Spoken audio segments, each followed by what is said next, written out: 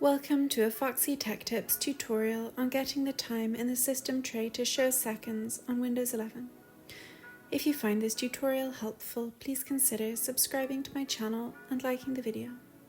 From the Windows 11 desktop, go to the search bar at the bottom. Search for settings and then open them.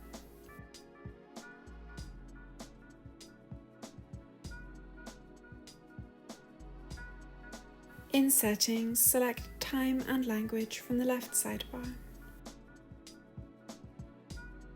From there, select Date and Time. In Date and Time settings, click the arrow beside Show Time and Date in the system tray in order to expand it. You can now click the checkbox called Show Seconds in System Tray Clock to enable it. And that draws an end to this tutorial. Please like the video if you found it helpful and subscribe to Foxy Tech Tips for more Windows 11 tips and tricks.